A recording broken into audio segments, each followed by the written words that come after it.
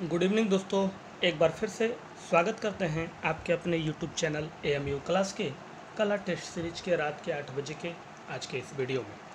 तो मित्रों, कल हमारा चला था सुपर संडे स्पेशल सीरीज, जिसमें 30 प्रश्न थे और आपके परफॉर्मेंस बहुत बेहतरीन थे, आपके कमेंट्स बहुत प्यारे थे और आपने दिल लगाकर उसमें पार्टिसिपेट किया। इसके लिए आप सभी का धन्यवाद। और यही देख के जुनून आपका, मुझे उम्मीद है कि आप एक ना एक दिन कला के टीचर के रूप में उभर के फ्यूचर में आने वाले हैं। तो चलिए इन्हीं बातों के साथ शुरुआत करते हैं आज के पहले प्रश्न की इस वीडियो का। लेकिन पहले शुरू करने से पहले यही कहूँगा कि हमारे Facebook page AMU classes art को जरूर फॉलो कर लीजिएगा और चैनल पर नहीं है तो सब्सक्राइब कर लीजिएगा विथ बेल आइकन, ताकि नोटिफिकेशन मिलता रहे। लाइक, शेयर और कमेंट करना मत भूलिएगा। तो चलिए शुरुआत है पहले प्रश्न का, जो कह रहा है तीसरी श्रेणी का डिब्बा किस कृति का चित्रकार कौन है। तीसरी श्रेणी का डिब्बा, ठीक है, चित्र का नाम है तीसरी श्रेणी का डिब्बा, उसके चित्रकार कौन है। दोमिया, माने, पिकासो या वान गो। तो पहला प्रश्न जो आपके स्क्रीन पे है, पूछ रहा है कि तीसरी श्रेणी के डिब्बा जो कृति का चित्रकार इन चारों ऑप्शनों में से, विकल्पों में से कौन है। यह है हमारा पहला प्रश्न। तो पहले प्रश्न की शुरुआत के उत्तर करते हैं और देखते हैं कौन लोग शुरुआत से उत्तरों को बेहतरीन करते हुए जाते हैं। तो पहले प्रश्न का सही जवाब जो होगा वो हो जाएगा ए, दोमी। किसने? दोमी है। दूसरा प्रश्न कह रहा है महात्मा गांधी कला वीथिका कहाँ स्थित है। महात्मा गांधी कला वीथिका कहाँ स्थित है। लखनऊ में, वाराणसी में, कानपुर में या इलाहाबाद में। ठीक है, तो चलिए अपने प्रश्नों को प्यारा से प्यारा कमेंट्स के माध्यम से देते जाइए उत्तर। और आज का जो प्रश्न आपसे पूछा जाएगा, उस प्रश्न का जवाब जो है आज आप अपने कमेंट्स के माध्यम से ज़्यादा मात्रा देंगे। आखिरी वीडियो में उसका ये प्रश्न आपके लिए होगा। लेकिन सबसे पहले हम ये प्रश्नों को देखते हैं कि कितना हमारा ये प्रश्न शुरू से सही जाता है। तो महात्मा गांधी कला वीथिका कहाँ स्थित है साथियों। तो वो स्थित है आपका इलाहाबाद में। कहाँ है? इलाहाबाद में। चलिए बढ़ते हैं तीसरे और चौथे प्रश्न की तरफ। प्रश्न संख्या 3 और 4।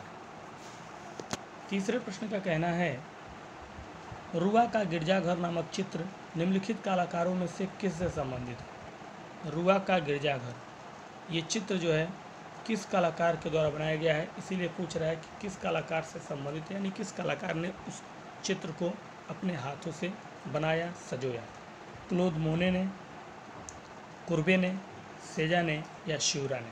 ठीक है, तो तीसरा प्रश्न है, कुछ पाश्चात्य के भी इसमें प्रश्न हैं आज, और उम्मीद करूंगा पूरी कि आपको वीडियो आज की पसंद आए और प्रश्न आपको अच्छे लगे।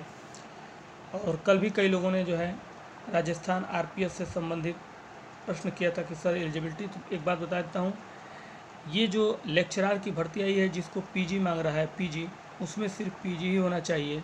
कला से आप भर सकते हैं, चाहे किसी भी राज्य के हो। हाँ, अदर राज्य के अगर आप होंगे तो आप जनरल में कहलाएंगे। बाकी अगर राजस्थान से है तो आपका SC ST OBC जो भी होता है वो लागू होता है। MFA जो लोग किए हैं, कई लोग कहते हैं सर हमने, तो MFA करने वाले भी भर सकते हैं, क्योंकि MFA जो है एक तरह PG के बराबर ही होता है, BFA MFA। ठीक है, तो MFA वाले भी भर सकते हैं, कोई प्रॉब्लम नहीं है, कोई हिचकिचाहट नहीं है। और उसमें B.Ed की कोई ज़रूरत भी नहीं है। जो PG किए हैं, MFA किए हैं, उनको B.Ed की ज़रूरत भी नहीं है। ग्रेड 2 में जो भर्ती होती है वो TGT की होती है, जो कि निकली है और वो 10 मई तक रहेगी। उसके बाद जो है ख़त्म हो जाएगा उसका डेट, तो उसमें B.Ed की ज़रूरत है। तो चलिए उम्मीद करता हूँ कि आज जो बताया गया है उसको आप केयरफुली ध्यान देंगे। तो तीसरे प्रश्न का सही जवाब हमारा जो होगा वो हो जाएगा ए, क्लाउद मोने ने। ठीक है, चौथा प्रश्न कह रहा है निम्न में से कौन सा सौंदर्य शास्त्री भारतीय नहीं है। हिंदुस्तानी नहीं है, कौन सा सौंदर्य शास्त्री इसमें से। शांत्याना, अभिनव गुप्त, भरत या भट्टनायक। ठीक है, तो इन निम्न विकल्प में से कौन सा सौंदर्य शास्त्री भारतीय नहीं है। यह है हमारा चौथा प्रश्न, और इसका सही जवाब जो है उत्तर वो आपका हो जाएगा ए, शांत्याना। यह जो है सौंदर्य शास्त्री भारतीय नहीं है। ठीक है, आगे बढ़ते हैं। अब बात करेंगे प्रश्न संख्या 5 और 6 की। पांचवा कह रहा है घनवाद कितने प्रकार के होते हैं।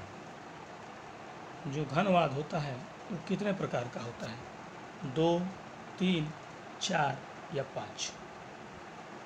तो प्रश्न संख्या 5 का कहना है घनवाद कितने प्रकार के होते हैं। तो फटाफट कमेंट्स करिए।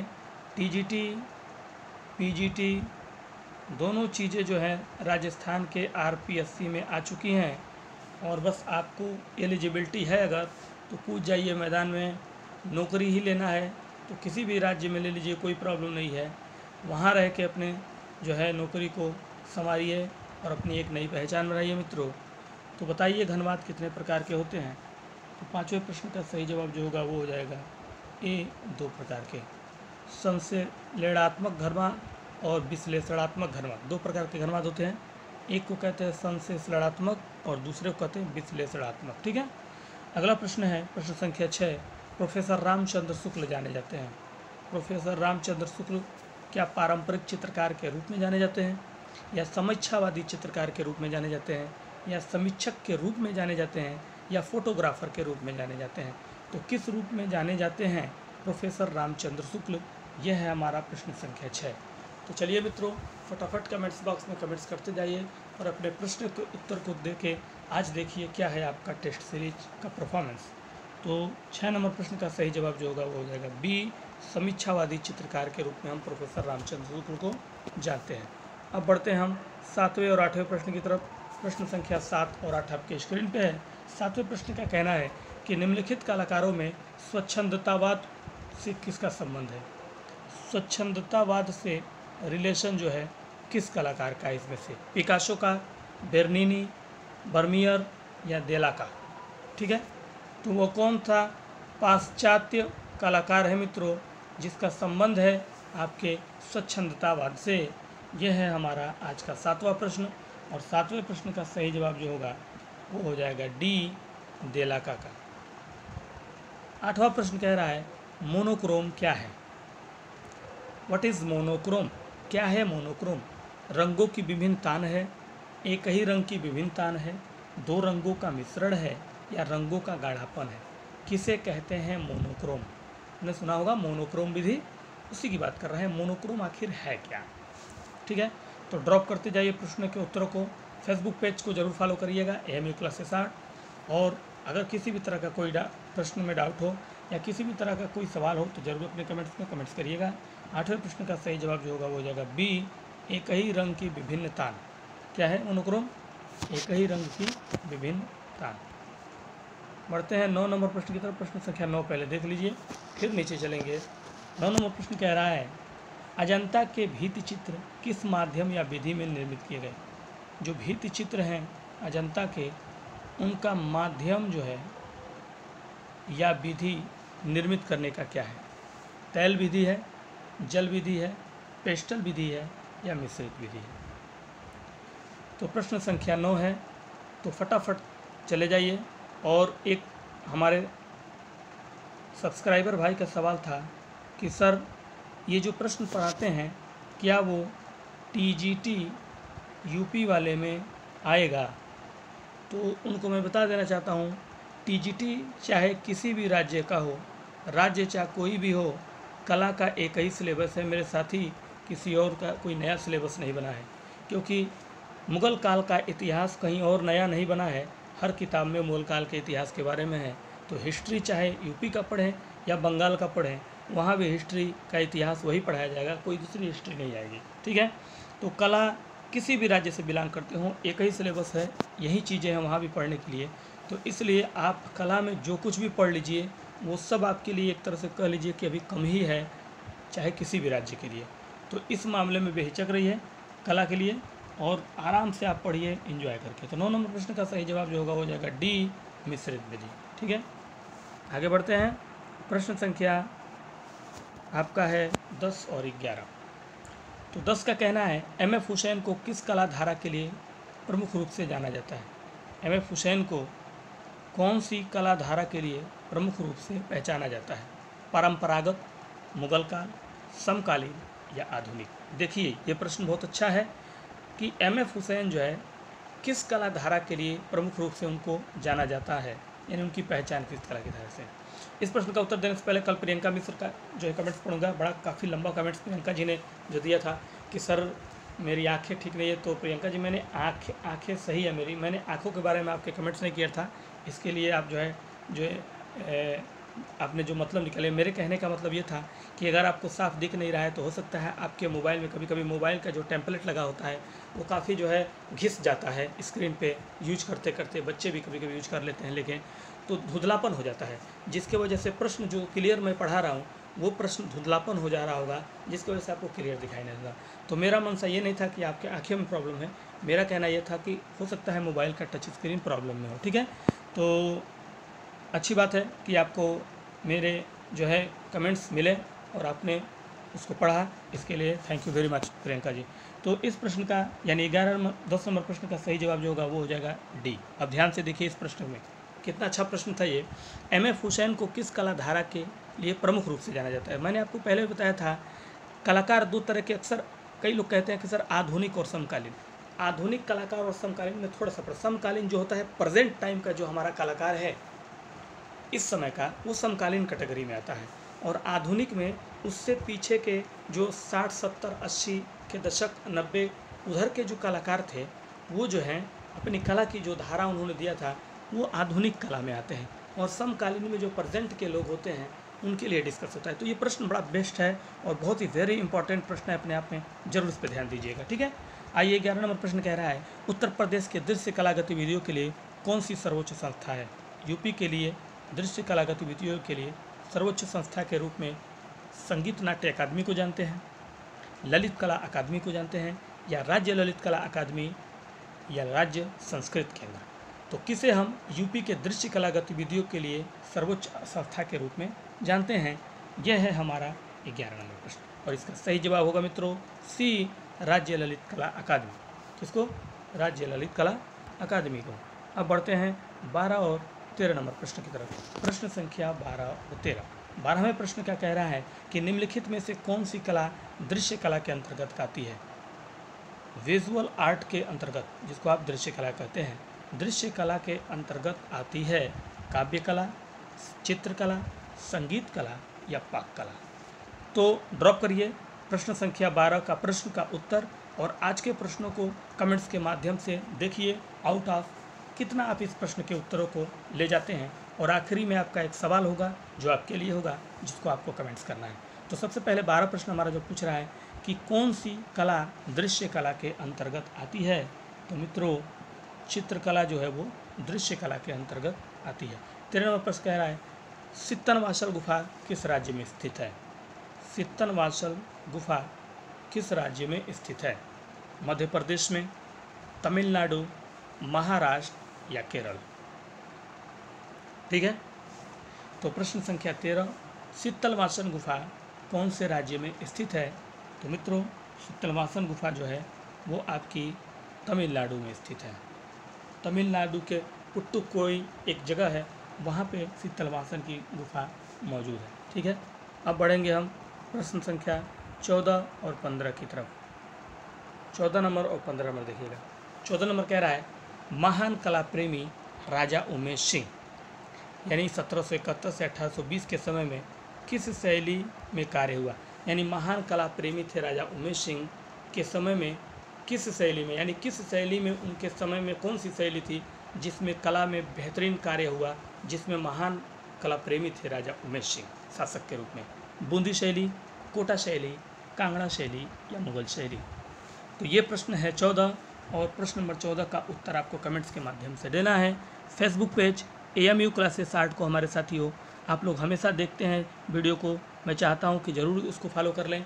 हर वीडियो के डिस्क्रिप्शन बॉक्स में उसका लिंक है, आपको बस फॉलो कर लेना है और फॉलो करके आपको उसका भी बेनिफिट वहाँ पे कुछ ना कुछ लेना है, मिलेगा। तो महान कला प्रेमी राजा उमेश सिंह के समय में जिस शैली में कार्य हुआ मित्रों उस शैली का नाम था कोटा शैली। क्या नाम था? कोटा शैली। B is the right answer. 15 number कह रहा है हमजानामा किसके समय में चित्रित किया गया। हमजानामा चित्रित किया गया किसके समय में। ये जितने मैं प्रश्न पढ़ा रहा हूँ ये सब RPSC में प्रश्न पूछे गए तरीके के प्रश्न हैं, कुछ प्रश्न तो आरपीएससी में इसमें से पूछे जा चुके हैं, ठीक है। तो ये मत देखिए कि एक लाइन का क्वेश्चन है कि किस तरह क्वेश्चन है, ये देखिए कि प्रश्नों को किस तरह से पूछा जाता है। और मुझे देखने में लगता है कि राजस्थान के जो पूछने का कला का तरीका है बहुत ही बेस्ट और अच्छा है सिलेबस के अनुसार, ठीक है। तो अगर थोड़ा सा तैयारी है हमारे राज्य के लोगों को तो वो राजस्थान में अपनी एक सीट आराम से कवर कर सकते हैं और एक प्रवक्ता के रूप में वहाँ पे आप अपने आप की पहचान बना सकते हैं। तो 15 नंबर प्रश्न का सही जवाब जो होगा वो हो जाएगा आपका सी, अकबर के, ठीक है। आइए प्रश्न संख्या 16 और 17, 16 नंबर और 17 नंबर देखिएगा। 16 नंबर कह रहा है मुगल शैली की उत्पत्ति किन दो शैलियों के सम्मिलन से हुई यानी मिश्रण से हुई। मुगल शैली की जो उत्पत्ति हुई वो दो शैलियों के मिश्रण से हुई यानी सम्मिलन से हुई, मिलन से हुई। तो वो शैली दोनों क्या बंगाली एवं पहाड़ी थी, कांगड़ा और दक्षिणी थी, राजस्थानी व ईरानी थी या ईरानी व बंगाली थी। तो प्रश्न संख्या 16 प्रश्न है मुगल शैली दो शैलियों के मिश्रण से बना है। वो दो शैलियाँ कौन सी हैं जिनके मिश्रण से तैयार बना एक शैली जिसका नाम है मुगल शैली, जो कि राजा अकबर, जहांगीर, शाहजहां, बाबर इनका दौर चला, उसमें वही मुगल शैली थी जो दो शैलियों के मिश्रण से तैयार हुई। तो मित्रों वो शैली थी राजस्थानी और ईरानी। अब राजस्थानी होने का कारण क्या था, उस समय के राजा महाराजा जो थे मुगल के, और जो राजस्थान के राजा महाराजा थे, जैसे कि मान लीजिए अकबर को ले लीजिए, तो अकबर जो है वो जोधाबाई से शादी किए। तो जोधाबाई उस समय जो है राजस्थानी दौर के एक राजा की जो है बेटी थी और अकबर ने उनसे शादी करके दीन इलाही एक अपना धर्म बनाया था जिसमें सभी राज्यों में सभी वर्गों के लोगों का सम्मान किया जाता था। तो इसलिए उस समय जो है राजस्थान और ईरान दोनों जो है एक दूसरे से शिक्षा में, शादी विवाह और कला के क्षेत्र में एक दूसरे से जुड़ गए, इसलिए दोनों ने मिलकर एक शैली बनाई जिसको कहते हैं मुगल शैली, ठीक है। अब आपका 17वां नंबर प्रश्न कह रहा है अजंता की अनुकृति का कार्य सर्वप्रथम किसने किया। अजंता की जो अनुकृति तैयार की गई उसका सबसे पहले कार्य सर्वप्रथम किसने किया था। मेजर गिल ने, जॉन गिफ्रिक्स ने, लेडी हरिगम्मा ने या नंदलाल बोस ने। तो प्रश्न संख्या 17 अजंता का अनुकृति जो तैयार किया गया उसका सबसे पहला श्रेय, सबसे पहला कार्य किसे सौंपा गया था उसकी अनुकृति को बनाने के लिए। यह है हमारा 17 नंबर प्रश्न और इसका सही जवाब जो होगा वो हो जाएगा मेजर गिल को। सबसे पहले किसे दिया गया था, मेजर गिल को। और अब आइए 18 और 19 नंबर प्रश्न। 18 नंबर प्रश्न कह रहा है पाबूजी का फड़ चित्र का संबंध किससे है। पाबूजी का फड़ ये चित्र संबंध रखता है किससे, केरल से, राजस्थान से, गुजरात से या बिहार से। यानी कहने का मतलब है पाबूजी का फड़ नामक चित्र किस राज्य की कला है, ठीक है, किस राज्य की कला है पाबूजी का फड़। यह है हमारा 18 नंबर प्रश्न और इसका सही जवाब जो होगा वो हो जाएगा बी, राजस्थान। 19 नंबर प्रश्न कह रहा है इलिस्ट्रेटेड वीकली ऑफ इंडिया कहाँ से प्रकाशित होती है। इलिस्ट्रेटेड वीकली ऑफ इंडिया ये जो है प्रकाशित होती है कहाँ से, लंदन से, गोवा से, बम्बई से या कोलकाता से, ठीक है। तो कहाँ से प्रकाशित होती है साथियों, तो साथियों ये प्रकाशित होती है बम्बई से। कहाँ से, बम्बई से। अब है आपका एक प्रश्न, देखिए इसमें से एक प्रश्न आपका है सवाल, ये जो है नीचे वाला ये आपका सवाल है नीचे वाला, ठीक है। ऊपर वाला आपके लिए प्रश्न है। 20 नंबर प्रश्न कह रहा है पाल सेजा किस शैली के चित्रकार थे। पाल सेजा जिस शैली के चित्रकार थे वो प्रभाववाद था, उत्तर प्रभाववाद था, घनवाद था या यथार्थवाद था, ठीक है। तो पाल सेजा साहब किस शैली के चित्रकार थे और नीचे जो ये है आपका सवाल। ये आपको कमेंट्स के माध्यम से बताना है इस प्रश्न का उत्तर। ये जो नीचे आपको घेर के रखा है मैंने, मातिस किस कला आंदोलन का कलाकार था, ये आपको बताना है। लेकिन ऊपर के प्रश्न का पहले उत्तर देखेंगे कि पाल सेजा किस शैली के चित्रकार थे। तो मित्रों पाल सेजा उत्तर प्रभाववाद शैली के चित्रकार थे, ठीक है। अब नीचे आपका प्रश्न है जो आपसे पूछा गया है मातिस किस कला आंदोलन का कलाकार था, जंगलवाद, प्रभाववाद, उत्तर प्रभाववाद या यथार्थवाद। तो कलाकार मातिस जिस कला आंदोलन के कलाकार थे, वो कौन सा कला आंदोलन है इसमें से, आपको कमेंट्स के माध्यम से ज़्यादा इस प्रश्न का उत्तर देना है। और कोई भी तरह का कोई भी डाउट हो तो ज़रूर कमेंट्स में करिए। उसके अलावा तो चलिए मित्रों, बताइएगा आज की वीडियो कैसी लगी और आज का पूछा गया प्रश्न कैसा लगा। पसंद आया हो एक लाइक, शेयर और कमेंट, और हमारे फेसबुक पेज को जरूर फॉलो कर लीजिएगा। एक बात और बता देना चाहता हूँ, कल ईद का त्यौहार है, तो हमारे सभी मुस्लिम भाई साथियों और जो भी फीमेल हैं उन सबको ईद की और उनके परिवार को ईद की हार्दिक शुभकामनाएं। तो कल अगर मेरे पास समय मिलेगा तो मैं आपको वीडियो ज़रूर बनाऊंगा, वरना जो है अगर नहीं बना पाया तो आपको नोटिस डाल दूंगा, ठीक है। तो चलिए आज के लिए दीजिए इजाज़त, कल फिर मुलाकात होती है किसी समय इसी टाइम लेकर कुछ और बेहतरीन प्रश्नों की सीरीज। तब तक के लिए दीजिए इजाज़त, नमस्कार और एक बार और हार्दिक शुभकामनाएँ ईद की आप सभी की, आपके और आपके परिवार की।